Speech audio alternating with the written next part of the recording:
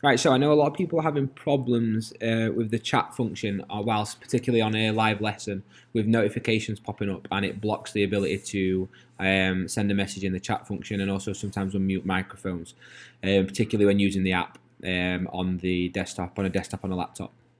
So, if you've logged into Microsoft Teams as your child's account, you need to go into their area. So, for example, this would be a Year 6 area.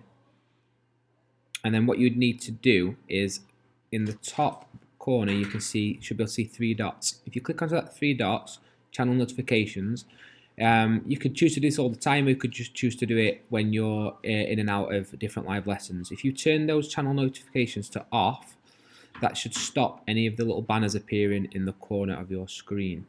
Also, to have a little bit more choice over the settings, if you find the area where you've got the initials of your name, you can click on there and click settings button.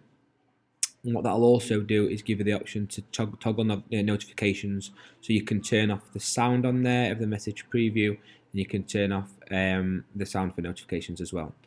And you can also turn off if it's sending you emails at all for any missed activity, you can turn that off as well. And the customize button here.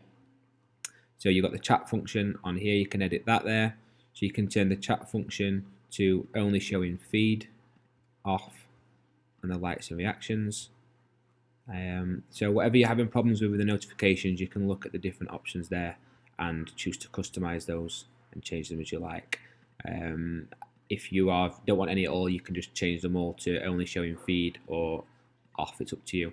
This will just mean that when an assignment's set or when a live lesson's starting, it might affect that popping up as a notification to tell you. But as long as you know how to access those things still, that should be okay.